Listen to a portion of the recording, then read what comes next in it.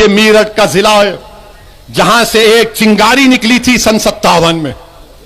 हमारे बुजुर्गों ने एक चिंगारी को भड़काया था तो मीरठ से लेकर लाल किला हिल गया था।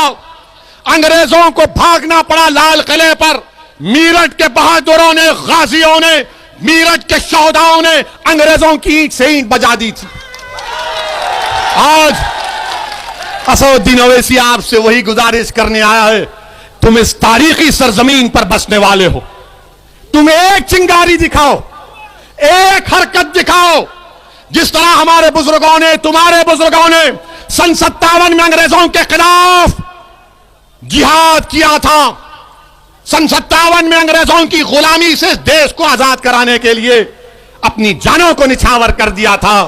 ऐ मीरठ की सरजमीन पर बसने वाले मेरे हिंदू, मुसलमान, दलित और ओबीसी भाई और बहनों, तुम उन मुजाहिदीन आजादी के वारिस हो, तुमको हरकत करना पड़ेगा। बताओ, अगर उत्तर प्रदेश में सिर्फ 2% मुसलमान ग्रेजुएट हैं तो क्या यह जिंदगी मौत का मामला नहीं है? उत्तर प्रदेश में अगर सबसे ज्यादा बच्चे और बच्चियां स्कूल से दूर हैं, मुसलमान हैं, क्या यह जिंदगी और मौत का मामला नहीं है?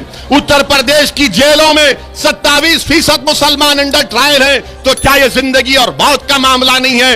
उत्तर प्रदेश में 5 साल में सबसे ज्यादा इनकाउंटर 37% अगर किसी का हुआ तो मुसलमानों का है तो क्या इनकी मौत नहीं हुई है? तुम कब आवाज उठाओगे इस पर? अगर आप ये समझ रहे हैं कि समाजवादी, बीएसपी हो या कांग्रेस हो, वो इन मसाइल को उठाएगी, नहीं उठाएगी। वो सिर्फ तुमसे कहेगी कि तुम्हारा पैदा होना, इस दुनिया में आना इसलिए है कि तुम्हारे बाप दादा हमको वोट डालते आए, अब तुम भी वोट डालते रहो, हमारे कैदी बनकर रहो, हमारी गुलामी करते रहो। तुम्हारे मसाइल पर कोई तवज्जो नहीं दी जाएगी, तुम सिर्फ वोट डालने के लिए जिंदा रहोगे। मैं आपसे कह रहा हूं कि हम नहीं मरेंगे इंशाअल्लाह ताला। हम मरने के लिए नहीं आए, हम सियासी तौर पर मरने के लिए नहीं आए। जिंदगी और मौत का फैसला तो अल्लाह करता है। हर एक के लिए एक वक्त लिखा जा चुका है। हम सब इस दुनिया में से जाएंगे, इस जमीन की ग़िज़ा बनेंगे। मगर ये तो बताओ, तुम्हारी आवाज कौन है? कौन तुम्हारी तकलीफ को बयान करता है? कौन नौजवानों के दिलों में और नौजवानों की आंखों में जो ख्वाब है उसको कौन पूरा करेगा? कौन हमारी मां और बहनें जो रात रात भर जागती है कि मेरा नौजवान बेटा घर अब तक नहीं आया, कहीं उसको पुलिस तो थाने लेकर नहीं चले गई? कौन उस मां को इत्मीनान की नींद सुलाएगा? कौन उस बाप को उम्मीद दिलाएगा कि तुम्हारी औलाद का एक रोशन मुस्तकबिल है? इन चीजों पर कोई बात नहीं करेगा, इन चीजों पर कोई बात नहीं करेगा। बात किस पर करेंगे? वोट डालो, जिंदगी मौत का फैसला है, मुशायरा कराएंगे।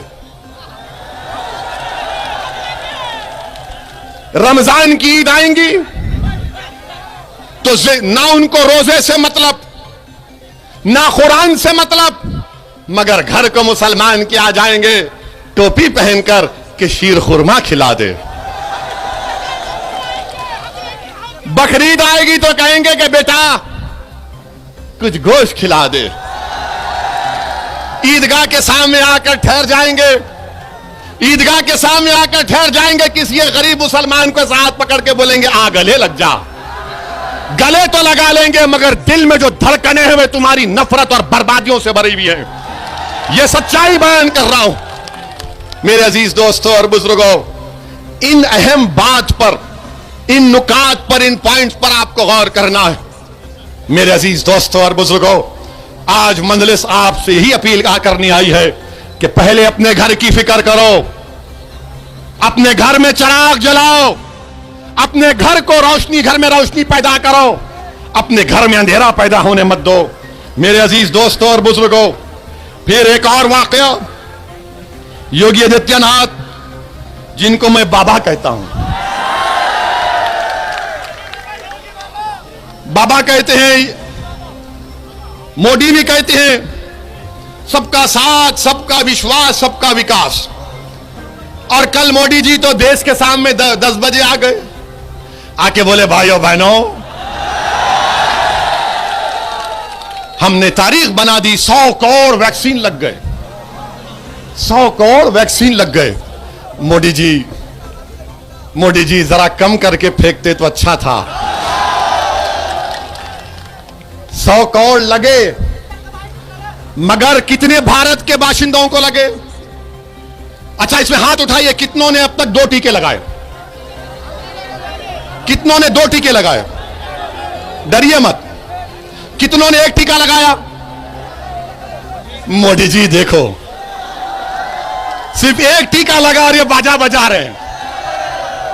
भारत में सिर्फ 31% जनता को 2 टीके लगे, और फिर मोदी जी के लिए भी गलत बोल दिए कि ये टीके भारत में बनाए गए। मोदी जी, हमारे कान में तो फूल नहीं है ना, हम थोड़ा बहुत पढ़ना लिखना जानते हैं। जो 100 करोड़ टीके लगाए गए, 90% बर्तानिया में, इंग्लैंड के बने हुए, यहां पर टेक्नोलॉजी दी गई। तो मोदी जी वो तो बर्तानिया का है ना, आप कहते हैं कि भारत में बनाए गए। और फिर क्या मोदी जी की सरकार ने नहीं कहा था मई और जून में कि दिसंबर 31, 2021 तक हर भारत के नागरिक को 2 टीके लग जाएंगे? नहीं लगेंगे दिसंबर 31 तक। कम से कम अगर यही रफ्तार रही तो 22 मार्च हो जाएंगे। मेरे अजीज दोस्तों और बुजुर्गों, फिर यहां पर हम पूछना चाहते हैं कि जब कोविड की पहली वेव आई, क्या तबलीगी जमात पर जुल्म नहीं हुआ? हाथ उठाकर बोलो, तबलीगी जमात पर जुल्म नहीं हुआ? अब इस पर भी कौन बोले? कोई नहीं बोला। मगर इलेक्शन आया तो अब तबलीग कर रहे हैं, इसको वोट मत दो, इसको वोट मत दो, बीजेपी आ जाएगी, बीजेपी आ जाएगी। जब तबलीगी जमात पर जुल्म हो रहा था तो तुम लखनऊ में अपने घर में दरवाजे बंद करके एयर कंडीशन के कमरे में बैठे थे। अगर कोई आवाज उठा रहा था कि तबलीगी जमात पर निशाना बनाया जा रहा है तो मजलिस इत्तेहादुल मुस्लिमीन अपनी आवाज को उठा रही थी। और क्या हुआ बताइए आप? मैं आपको मेरठ की मिसाल दे रहा हूं, क्योंकि कल कोई यह ना कह दे कि असदुद्दीन ओवैसी लंबी लंबी छोड़ते हैं मोदी की तरह। आपको मालूम होगा,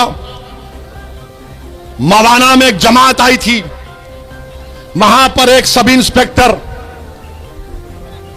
एक शख्स को बीमार हो गए तो खूब मारा उसको और बोला तू जमात में जाएगा। एक 60 साल के बूढ़े को पुलिस ने इतना मारा कि उसका पैर फ्रैक्चर हो गया। एक मवाना में एक ज़ईफ को, बल्कि उस एक शख्स के बाप को इतना मारा गया, एम्बुलेंस में ले जा रहे थे तो मार रहे थे।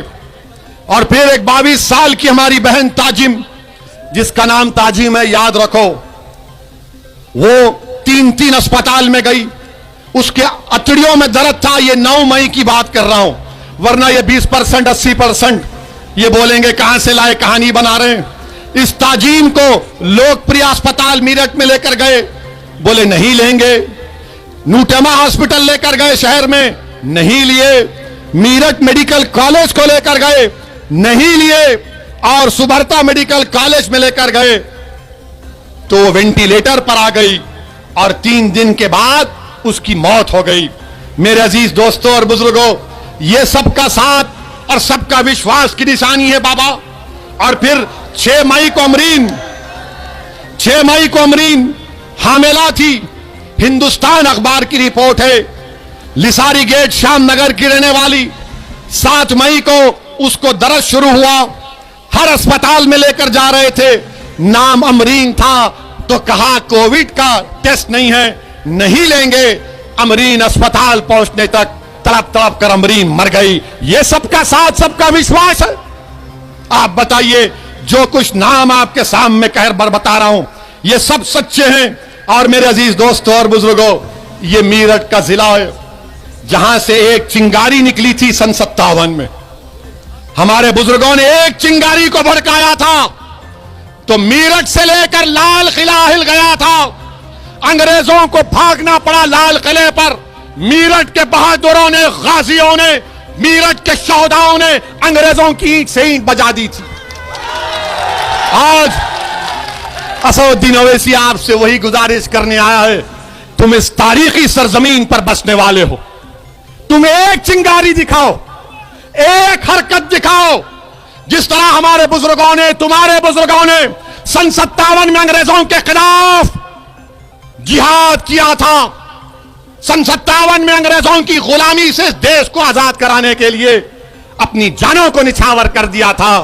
ऐ मेरठ की सरजमीन पर बसने वाले मेरे हिंदू, मुसलमान, दलित और ओबीसी भाई और बहनों, तुम उन मुजाहिदीन आजादी के वारिस हो।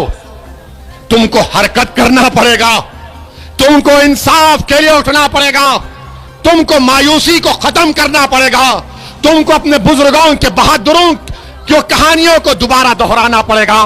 मेरे अजीज दोस्तों और बुजुर्गों, इस मेरठ में मावी गांव में क्या हुआ?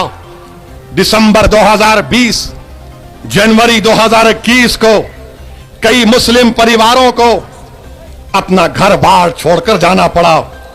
गांव मावी गांव है। अब आप बताइए, उसी गांव में मैंने अखबार में पढ़ा कि एक बेटी ने अपने बाप से कहा, जिसके 3 बेटियां थीं, कि अब्बा हम ऐसे खौफ में नहीं जी सकते। इस बच्ची ने अपने बाप से कहा, अब्बा हम ऐसे खौफ में जी नहीं सकते। मेरे अजीज दोस्तों और बुजुर्गों, कब तक खौफ में जिंदगी गुजारोगे? कब तक डर डर कर वोट डालते रहोगे? कब तक तुम अपनी औलाद के लिए वोट नहीं डालोगे, अपनी ताकत के लिए वोट नहीं डालोगे? मेरे अजीज दोस्तों और बुजुर्गों, फिर वहीं पर आप जानते हैं कि अक्टूबर 17, 2019 को शीमम खान, इसको मीठा के नाम से पुकारा जाता था, एनकाउंटर हुआ और इस पर इल्जाम लगा दिया योगी की पुलिस ने कि यह चोरी कर रहा था, मोटरसाइकिल चोरी की, सेलफोन चोरी का। जब शीमन खान उर्फ मीठा ने इंश्योरेंस के कागजात और बिल बता दिए तो पुलिस ने क्या कहा? गलती हो गई एफआईआर में लिखते हुए, गलती हो गई एफआईआर में लिखते हुए। और मीठा को क्या किया?